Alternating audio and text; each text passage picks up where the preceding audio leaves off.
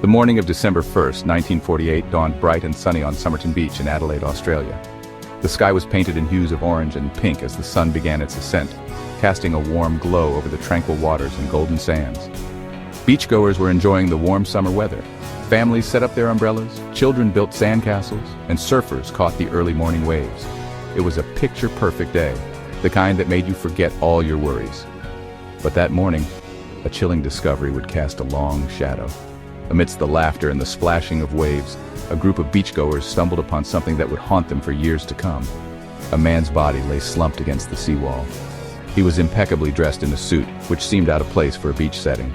His polished shoes and neatly knotted tie suggested he was a man of some means or importance. However, all the tags had been removed from his clothing. This peculiar detail hinted at a deliberate attempt to conceal his identity, raising more questions than answers. The mystery of the Summerton Man had begun. Police were immediately called to the scene, and they cordoned off the area, turning the serene beach into a bustling crime scene. They found the man lying on his back, his posture almost serene. His head rested on the low seawall. His legs were outstretched, as if he had simply decided to take a nap and never woke up. His left arm lay straight by his side, while his right arm was bent at the elbow, creating a stark contrast in his otherwise peaceful appearance. A cigarette rested on his right collar, held in place by the curve of his skin. It was as if he had been in the middle of smoking it when he passed away. It appeared he had died peacefully in his sleep. But something wasn't right. The scene was too perfect, too staged.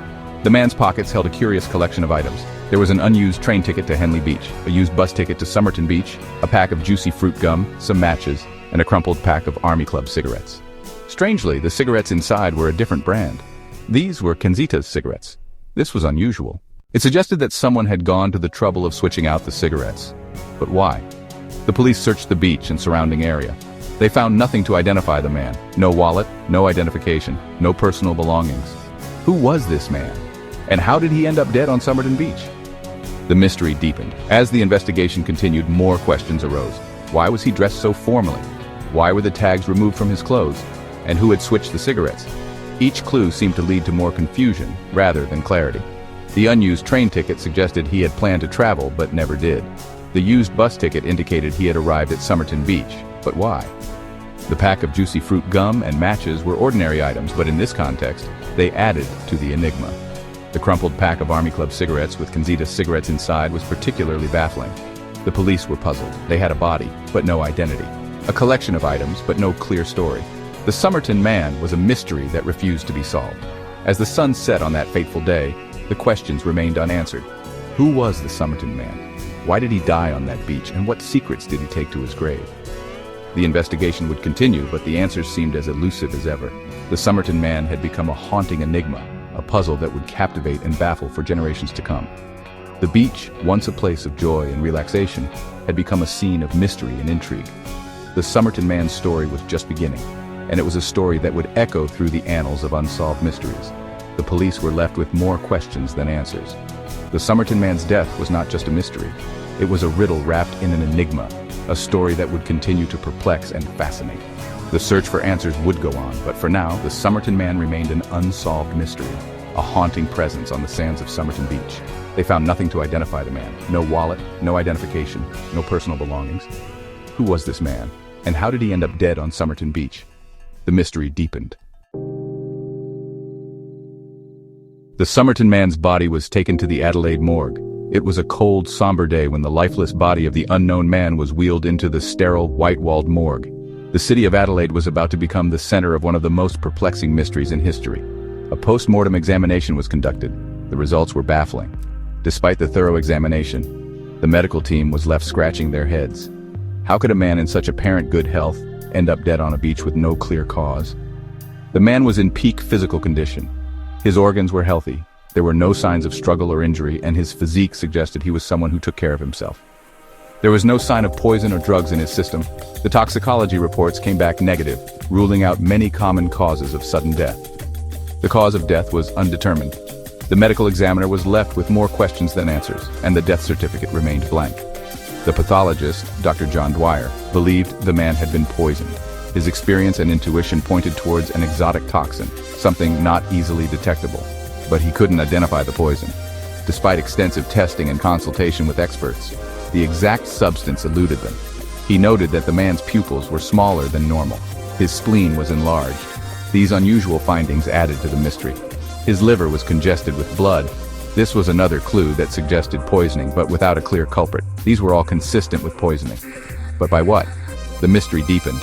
The lack of concrete evidence left investigators in a state of frustration. The police released a photograph of the dead man to the public.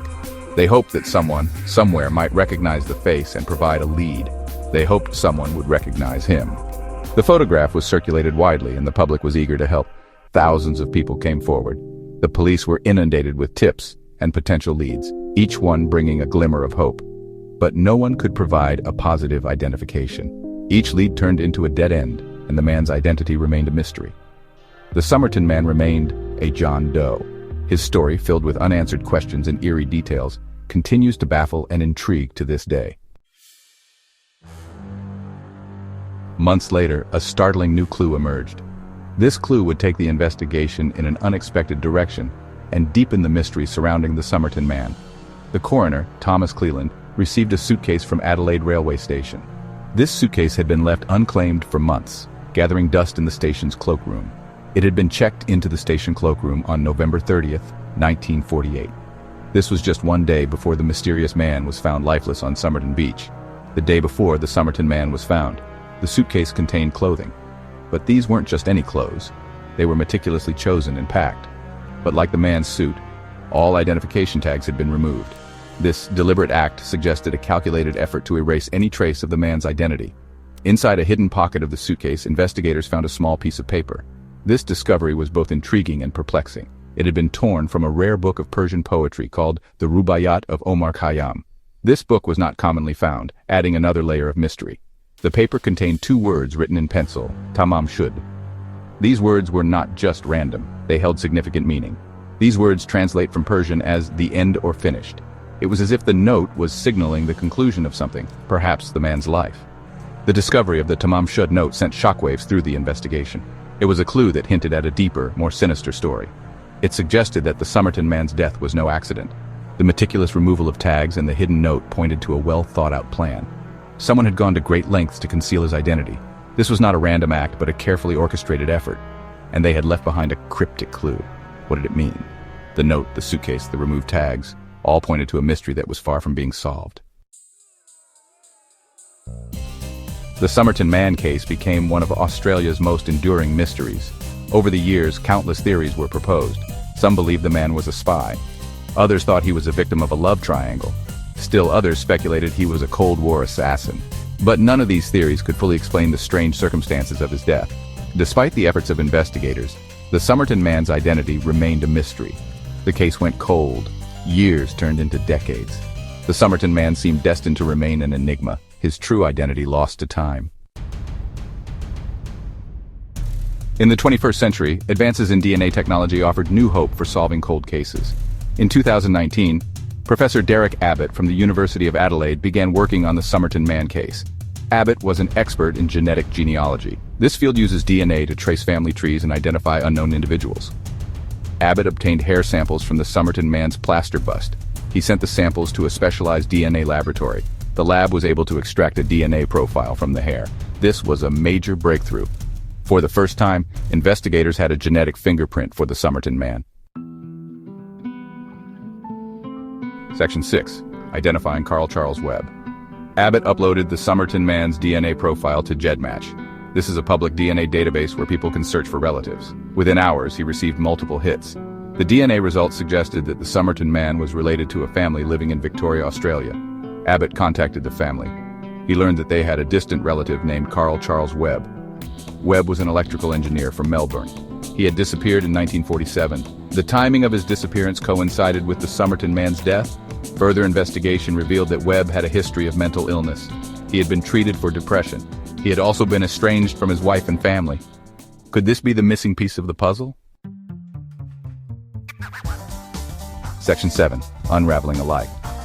To confirm Webb's identity, Abbott obtained DNA samples from his living relatives. The DNA samples were a match. Finally, after 70 years, the Summerton Man had a name, Carl Charles Webb. But the mystery didn't end there. Investigators still had many unanswered questions. Why did Webb travel to Adelaide? Was he running from something? Or was he hoping to start a new life? What was the meaning of the Tamam Shud note? And how did Webb die? These questions continue to intrigue investigators and the public alike. Section 8. The Summerton Man's Legacy. The solving of the Summerton Man case was a triumph for forensic science and genealogy. It demonstrated the power of DNA technology to unlock long-held secrets. It also showed the importance of persistence and collaboration in solving complex cases. The case also captured the imagination of people around the world. It reminded us that even in the digital age, some mysteries remain unsolved, and it gave hope to those who are still searching for answers. Section 9. A mystery solved, a family found.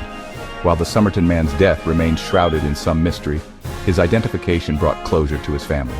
They were finally able to lay him to rest and honor his memory. The Summerton man's niece, who had never met her uncle, expressed relief that he had been identified.